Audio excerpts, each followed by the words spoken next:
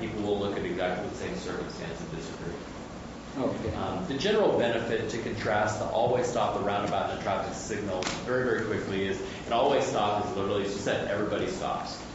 In a roundabout situation, if you were to have all the vehicles, including in the peak hours, circulate through, let's say, 15 to 20 miles an hour, that's relatively little delay compared with everybody coming to a stop. And then with the traffic signal, the reason for the size, as the supervisor indicated, is by creating those different lane channels for the left turn and the right turn. That's what allows you, in one green cycle, to flush as many cars through as possible. So more people are stopping than they would in a roundabout. Less people are stopping with a traffic signal than would be in an always stop. And on the composite, you get a better situation with the traffic signal than you do generally with the stop sign. Again, the dialogue about signal versus roundabout occurs in pretty much every community during the design process and probably continues after it's open. You're not going to get people 20 miles an hour around the roundabout. Are you? 20 miles an hour around the roundabout? 15 to 20. Thank you.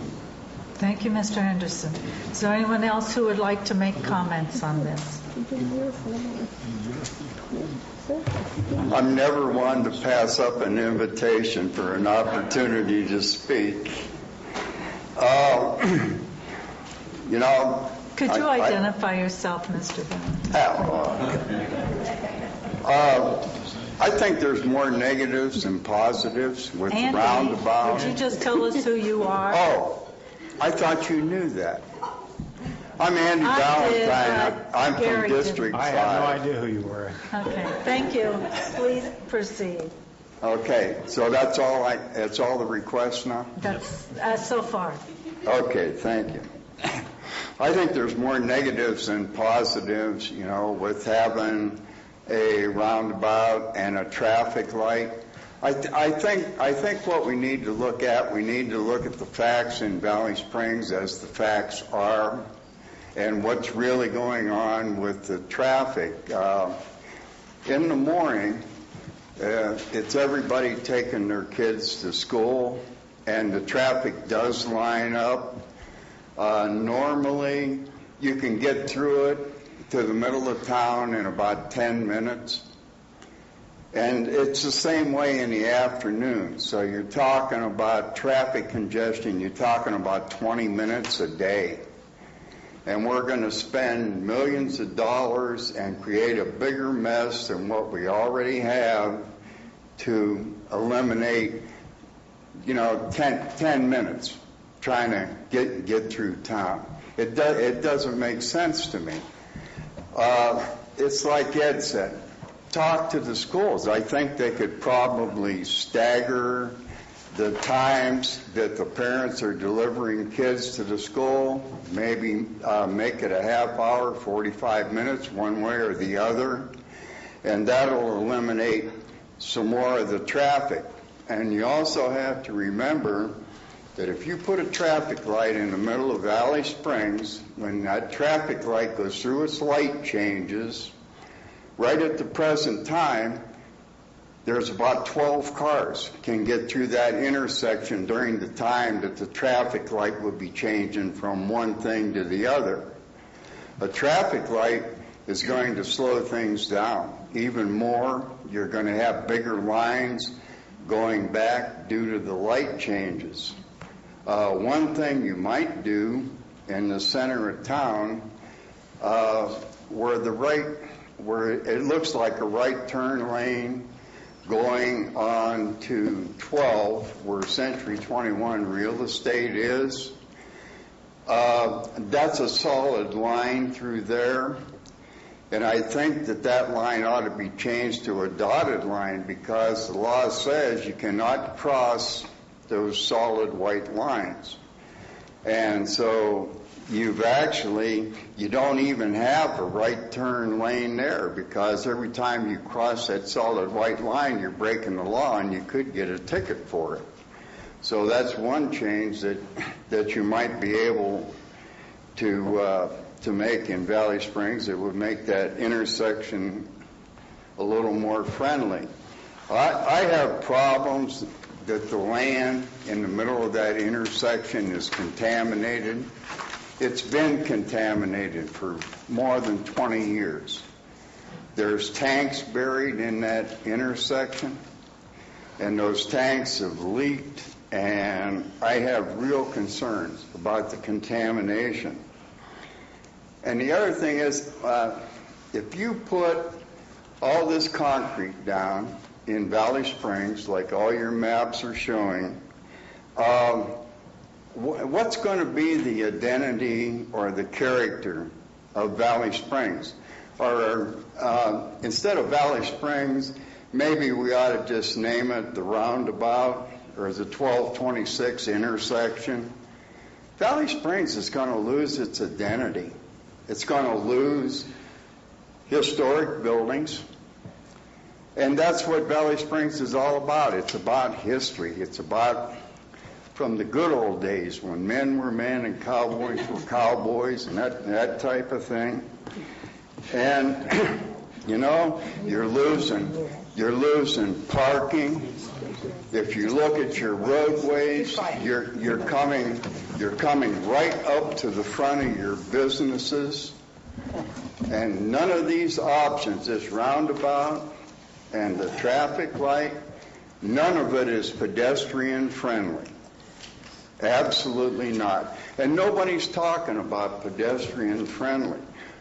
If you put all this concrete down, if you ever thought about doing some kind of beautification process in Valley Springs, you can forget it, because it ain't going to happen. There ain't going to be any room for it. So all you're creating is a concrete jungle in the middle of town that's going to accomplish nothing. And, you know, there's a question of money nowadays, and I went to the other meeting that you were at, and the question of money came up, and there's somebody said, there's $9 million in RIM fee money sitting in the county. 7.5. And that may well be. Myself, if you're going to do something with that intersection, I would be more inclined to go with a bypass, and I'd keep putting money into the RIM fee fund, but I don't anticipate any rapid growth in Valley Springs for at least 10 years, maybe longer, with the way the economy is and the way we've been developing up to this point in time. So I don't see what the big rush is to alleviate something in the middle of Valley Springs that doesn't need alleviated right now, right at this time. So considering a bypass would be a better thing to do. Keep putting your money into the RIM fee account, and maybe we wouldn't have to borrow as much or go through grant monies or whatever to get the additional matching funds to complete a bypass. I agree with what the gentleman said here. There's going to be probably some problems with land acquisition. Anytime you're going to do public improvement projects, you always have that problem. But it isn't anything that couldn't be overcome. I'm sure landowners would be agreeable if you pay them a decent price for their property and not try to steal it from them. I think that could be arranged. But, you know, it just bothers me that you're taking away the parking in downtown Valley Springs. You're just taking everything away, and just all to plop this big massive hunk of concrete down in the middle of Valley Springs. And I'm not for it. I'm really not. I don't think we should even be looking at anything for at least 10 years, but we should consider the bypass option, and maybe we ought to work on that. Let's see. So, anyway, that's my opinion on the whole thing, and I think that a lot of other people share the same opinions that I do, and nobody's nobody's talking to the businesses in Valley Springs, and the businesses are very concerned about what's being proposed and about what's going on. And so I think that maybe somebody ought to talk to them too. And I don't think they're going to go for this big chunk of concrete in the middle of Valley Springs either. Thank you, Andy. So thank you. Okay, does anybody else have any comments they'd like to make? Yes. Could you please come? Yes, Thank ma'am. you. My name is Peter Race, Valley Spring, and I want to surprise you that I really agree with some of these comments. Okay, I know it's rarity, but I requested these gentlemen consultants a year ago. It would be nice to have a traffic study as far as what problems we have, identify the problem. I know the rim fees we have to get rid of that rim fees, but I never got how much is the delay, for how long, and then we can take a cost and benefit results. Are we going to improve the traffic flow by 2 minutes, 5 minutes, an hour, whatever, and how much it's costing? But some of the ideas that came forward, I'm very supportive. I really like it because we don't want to change the identity of Valley Spring downtown. And hopefully one of these days there will be a viable commercial area that people can walk around and shop like Angel's Camp. And I don't see any big hoopla coming on for the next couple of years as far as economic improvement. But I was looking at this picture, the color picture for zoning and so on, and maybe it's totally crazy, but there's a street called Jean Street that's behind all the commercial building that's developed, I would say, halfway, 212 behind all those buildings. And maybe I'm totally wrong, but I believe there's a little green with all the stripe, which I believe is called agricultural rural. You haven't shown a picture of it. It's a little bit more close up. You can get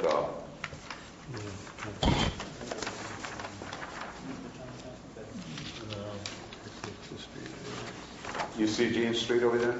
Yeah. Okay. Just an idea. Maybe it's totally crazy, and I'm sure you will be telling me. But Jean Street going straight across 212, you're going to cross one agricultural land, and I think this was called parcel. Okay.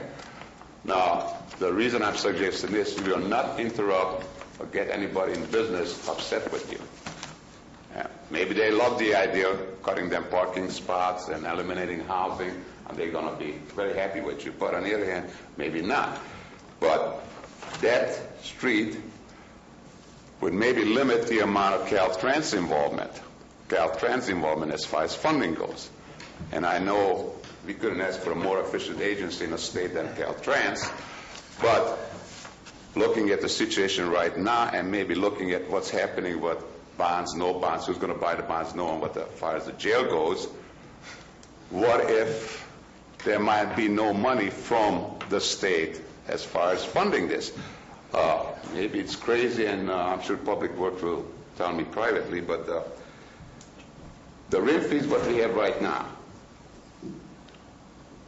that we want to utilize, if this, like Jean Road, goes straight up toward 12, extend Jean Street, which is, I believe it's already paved behind some of these commercial buildings. And it comes to the dead end where the recycling businesses, okay? If you keep that, well, so partially it is paid for. And I believe there's heavy-duty traffic on Jean Street because they deliver all the heavy-duty groceries and mail and etc. and all the big retail stores. So that traffic goes through, it comes to the dead end and goes out. But if that road could be done with county funds, the rim fees, to cut through it, that would eventually, down the road, 10, 15, 20 years from now, when this other Lime Creek, between Lime Creek Road and Highway 12, I believe that's already proposed to make it commercial, you're going to be getting some rim fees coming in, hopefully. So that would be all cut into that area. Does that make sense to you guys, or I'm just talking to the wall? You know what I'm talking No, about? we I'm talking about- understand. That's fine, just give us your comments. Okay, all right. Thank You're you. not supposed to respond. I apologize. thank you. Okay, but that would, don't do any harm. Peter, it would, right? No, I mean, that's what I would like to know. If there's some harm done, Yeah, it would, because that alignment would go right through the facilities for the Valley Springs Utility District. That I'm goes sorry, right. which one is it? Is that the little white stripe between the purple and striped green? Well, you're looking at a different map, but the alignment, if you... I'm looking at the zoning also. Yeah, but that little triangular, you're right, there is a little triangular green piece of property there, but right below there Is a white stripe. is the ponding sites for the utility district, the sewage treatment. So but we have to spend $40 million moving that out of the way to build a... You're probably absolutely right, sir. I'm just looking at some obvious, okay? That's the reality. Okay, and it's, but there's a little street further down also, okay, that would have been a shortest, most direct route without getting, because we don't know right now what all those miscellaneous property is going to cost and how they're going to be affected financially with no parking, okay? You want to take one of those real estate buildings off the corner. That's most likely going to be eminent domain, and that's going to cost. I mean, there's no clear-cut answer on that yet. The owners of that building, in a brief conversation the other night, said that they are willing to be agreeable. You know, that Okay. they want to see a solution to this problem as well. Was there any dollar figures? We're not there yet. We're Okay. not quite there yet. No. I mean, what Gary put forward makes sense, okay? Minimize, don't do no harm, okay? You're not going to get your constituents mad at you. Keep Valley Spring downtown more to what people want. And it would be nice if we can do it in-house. That's my only comments for it. As far as the school goes, that's where the traffic study would come handy. How much is the traffic and for how long, at what cost do we try to remedy it? You mentioned there's a small delay, relatively small delay, I believe I took the quotation of it. What is a relatively small delay? I mean, I haven't got an answer for it. I've been asking over a year. So the traffic study, cost-benefit, would be nice to know also. What we're getting for how much. Thank you very Okay, much. thank you, Mr. Reed. Is there anybody else who would like to make any comments on this project?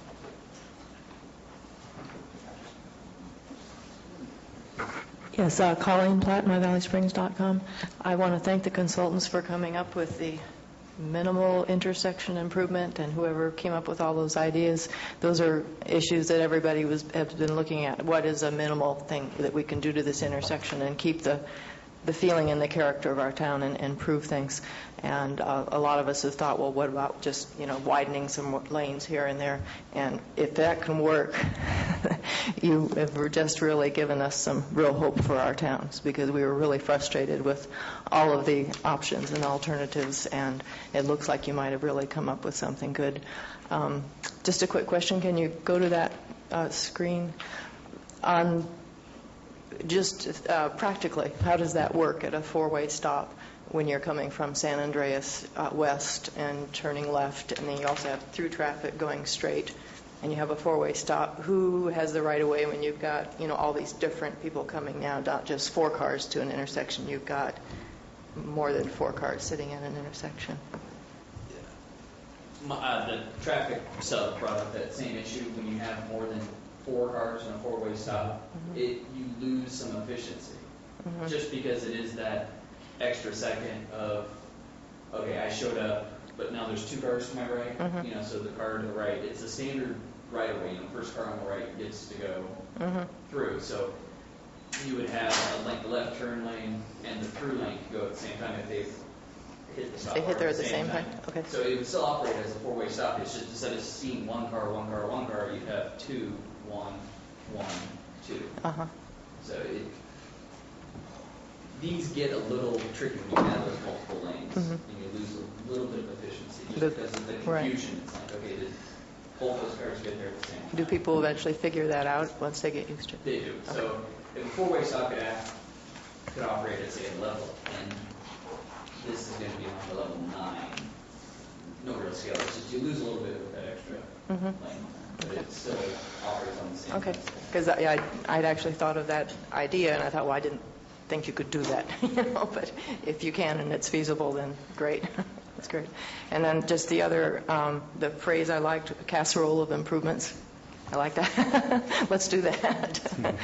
There's a lot of different things going on in the area. There's a lot of alternate routes being proposed with various developments. There's a community plan being proposed with various road improvements going on. So if we could just keep our minds open and look at all those alternatives on top of this minimal improvement, that sounds great to me. Thank you. Are there any other comments on these proposed alternates? Okay, are there any comments from the board? I know I have some. Tom, do you have any? No. Steve? No. Well, I'll go so I'll let you finish. Okay, first, I think the tanks have been removed because when we did the underground project in Valley Springs and we had an explosion, it was near Busy Bee Realty. I think all tanks were removed at that time. I don't believe there's any tanks that are still at that intersection. I understand the concern about street lights, in the sense, though, the Valley Springs thinks they're going to lose their identity. The other day, I have to go through Murphy's, and I have to stop at a stoplight to go up the hill. That stoplight's been there for 4 years now. I started going through it because I said, there's no cars, I can make a turn. Till somebody in the car yelled at me to stop. I don't think Murphy's lost their identity by putting in a stoplight and crosswalks at the intersection of Highway 4 and I think it's Tom Bell Road, Tom? Yes. Yeah. I don't know that Angels Big trees Camp... in Tom. Pardon? Big trees, thank you. I don't know that Angels Camp lost their identity when they put in a stoplight at Murphy's Grade and Highway 449. Now, I was very much against it, heck, I moved here, there wasn't a stoplight except down at the bridge, crossing, where that slot is, across the McCollum, where you go fishing. I mean, that was the only stoplight, and I don't know, I always said it was on the Amador side. And then they put the stoplight in at the bypass. Now, that's a screwed up intersection, I grant you, but I don't think that Angels Camp lost their identity when that stop and go light went in. So I'm not sure that Valley Springs is going to lose their identity by a roundabout or a stoplight or some other whatever permutation. My concern is that about 12 or 14 years ago, I was going to meetings in Valley Springs about the bypass. And here we are, 12, 15 years later, still talking about the same thing. And the Valley Springs area has grown substantially in that period of time. And in another 10 plus years, it's going to probably have grown more. I don't know. I think Andy said he didn't think it would. I think it will. And then to spend $4 million for a stoplight or 2.5 for a roundabout or whatever we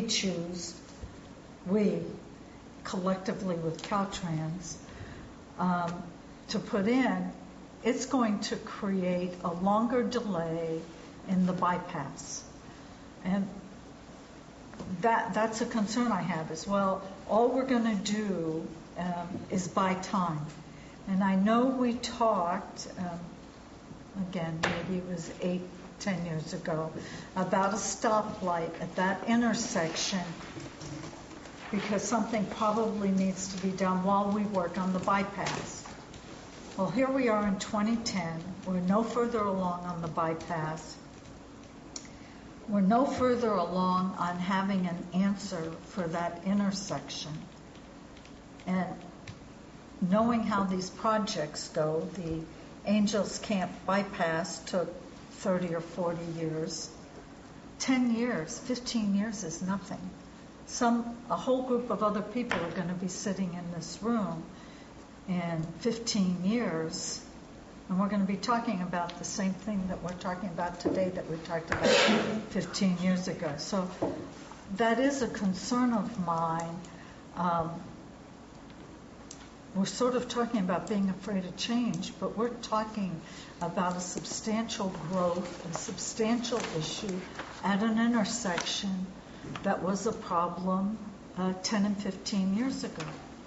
And what I'm not clear about is Caltrans had been part of these discussions when we talked about the bypass and we talked about the light, but I don't see them in the room. And now we're going to come up with an alternative and then go talk with them. I kind of have a concern with that, because anything that the county decides, I've heard that this is our first priority, and it might not be once we start talking with them. I just sort of feel like they need to be part of the mix. It's not that I don't think Gary has good ideas, or I don't think these aren't good ideas. It's just that I've been listening to this for some time, and there's been nothing that's occurred. I think maybe, as Andy said, and I do hate to agree with Andy, but we need to pick what the bypass is going to be, and we should focus on that in parallel to what we plan to do at that intersection, because that's the short-term solution. The long-term solution is the bypass. So those are my comments. Mr. Tuffanelli, do you want to wrap this up, or Mr. Thomas? I will. I want to address a couple of those issues. One, Murphy's is not identified by that stoplight. People from outside this community and in this community identify Main Street and Murphy's as Murphy's. So putting a stoplight there did not detract from Murphy's. Same way with Angels Camp. People identify downtown area of Angels Camp as Angels Camp and its identity. No. Valley Springs does not have that. They're not the size of those two cities. They don't have anything like that Main Street. Anything similar that we have is right here on these highways.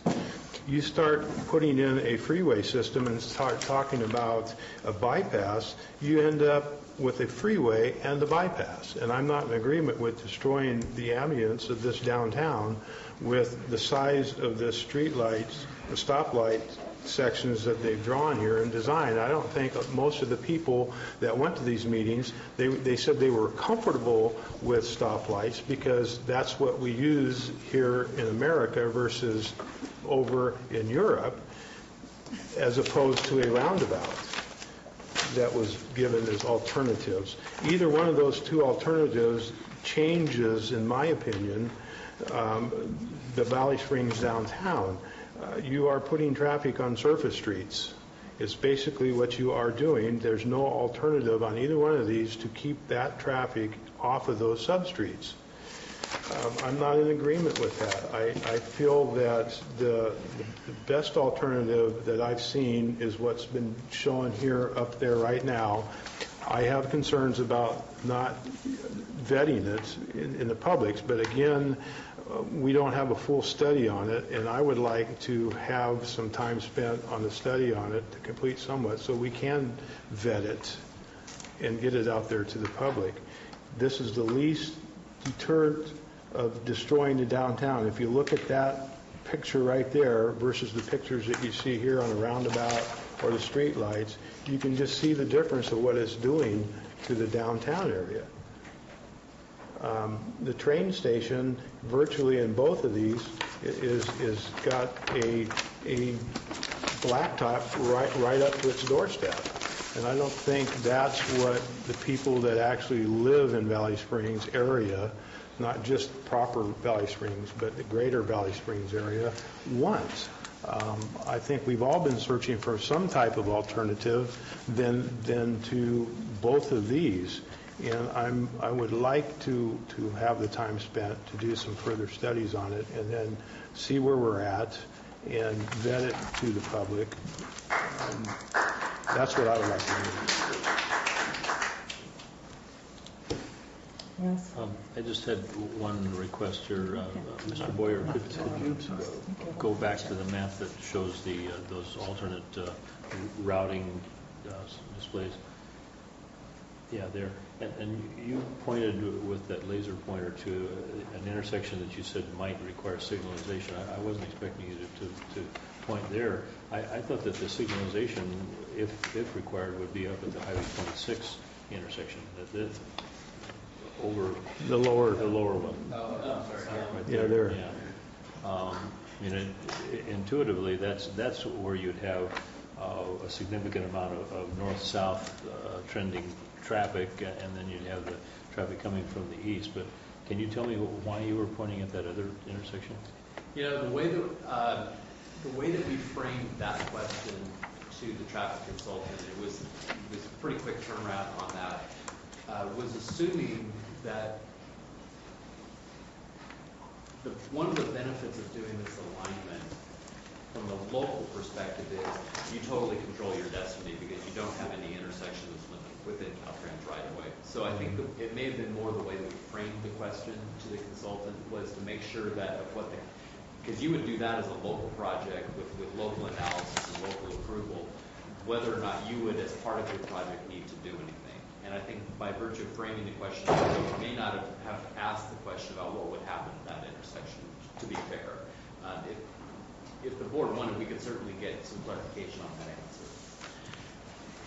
Well, I don't know how the others feel, but it seems like from what I've seen in previous meetings and particularly here today, that this casserole solution that we're talking about is definitely going to require that eventually we consider making another step. I am in no way supportive of either the roundabout solution or the massive signalization solution. I don't know whether it's worthy of polling the board on that. I think I sense that we've got at least two supervisors that don't like that idea. But I'm enough of a realist to know that the minimalized solution on the intersection, although it may take us to 2014, isn't going to take us forever, to 2035. So, whatever intersection down at the south end that would be requiring signalization, I'd like to know which that is and throw a number at that, because I'm pretty convinced that this board could change even perhaps change the listing on the rim fees, so that if we really got serious about solving this problem, but we could identify this other alternate route as a new priority in the rim fee designation and make some of that money available. And the thing that I like particularly about identifying that and using the rim fees to get this taken care of sooner rather than later is that we could conceivably work out a development agreement with one or more property owners along that route that the rim fees would be reimbursed if and when any development took place. So that's what I want to throw out there. Tom, you look like you're coming off your chair. Just a couple of things. This project currently is looking at the intersection improvements for 1226, and that's what we have funded. Yeah. We do not have a project or funding for a project to look at any of the permutations of the bypass. That was not identified as a priority for the county at this time. That's not what Doc was under contract for. If the county wants to make a determination that we want to add that to the list of projects we want to look at, we can go out for another contractor or another consultant and then start down the road of a bypass. Or the bypass or a local road alternative. We'll go through that vetting process. Again, the money that we have now is CMAQ funds. CMAQ funds can be used to relieve the congestion at the intersection. Caltrans is not in the room now. We have met with Caltrans.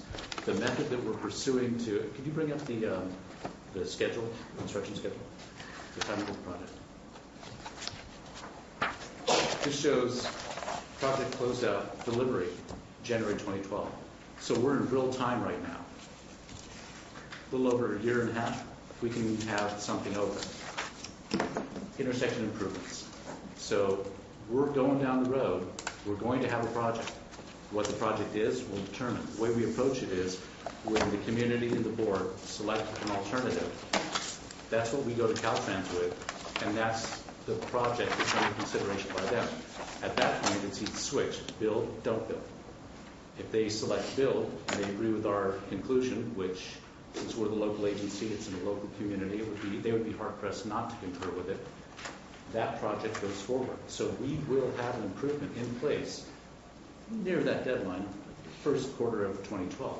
So something is going to get constructed.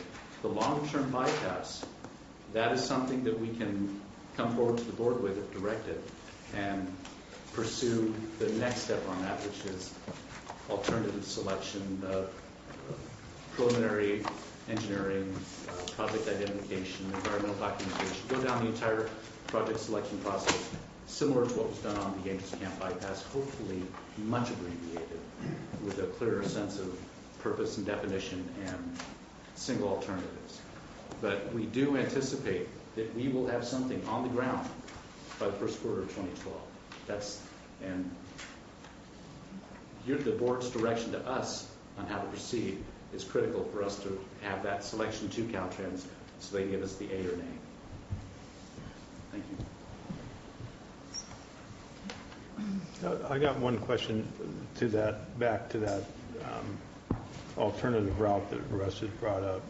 There would be an improvement to the intersection of New Hogan Dam and Highway 26. Would that have to occur for that to happen? Not necessarily. I would tend to think you would want to put in some left turn pockets and right turn pockets. They're already there. The context of my answer is to say, technically, under that circumstance, the county could define whether or not to improve the Caltrans intersection.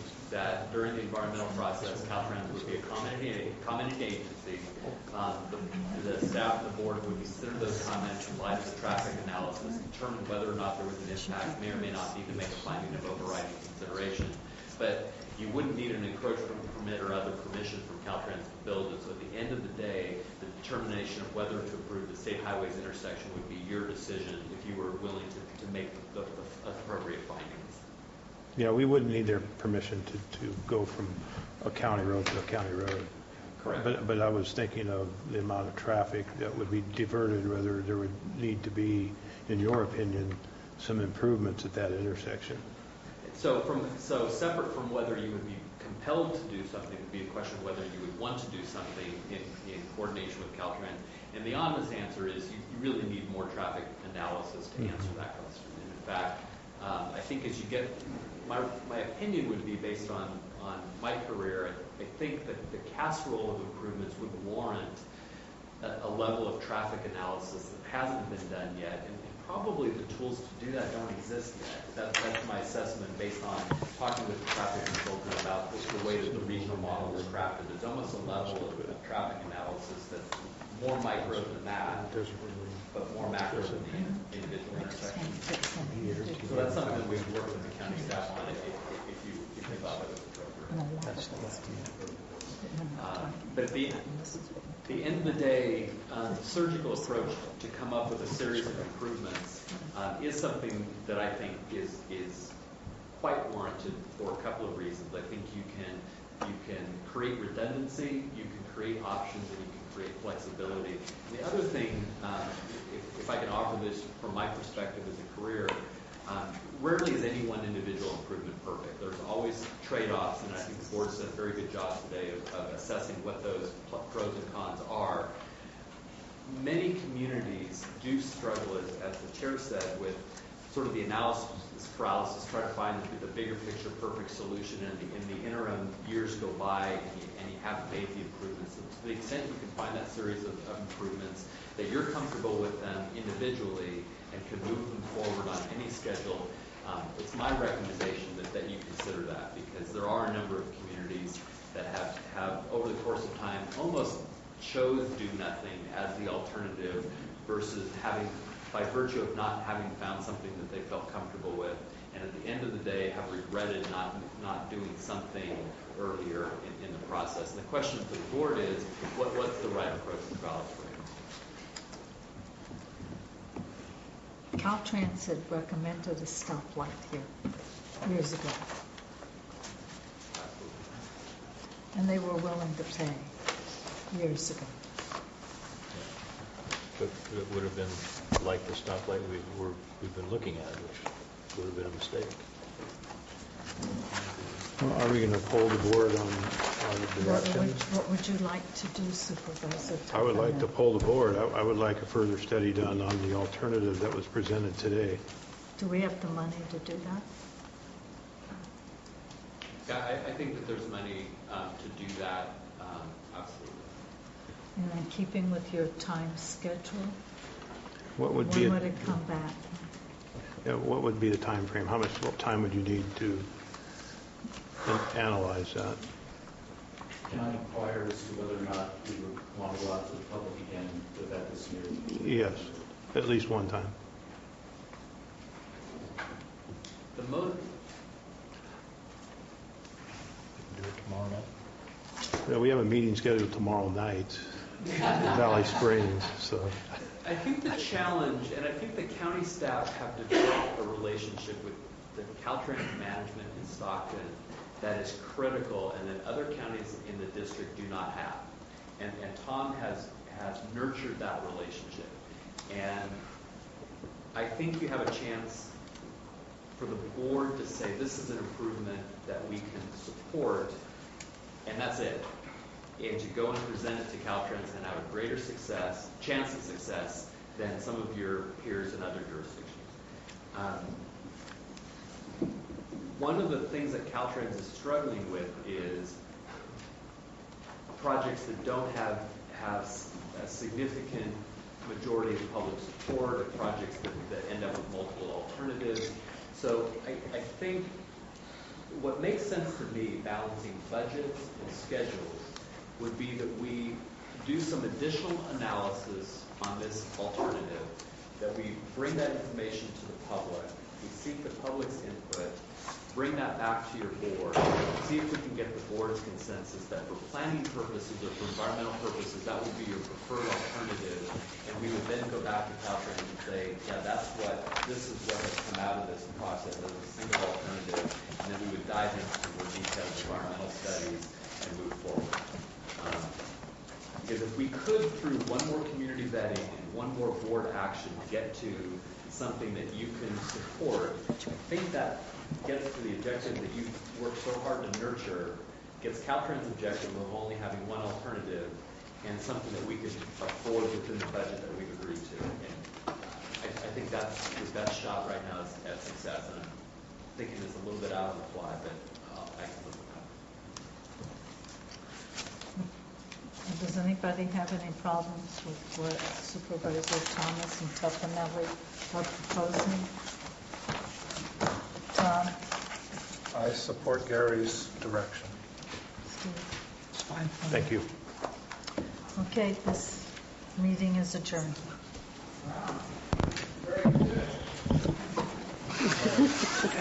We get to go to lunch now?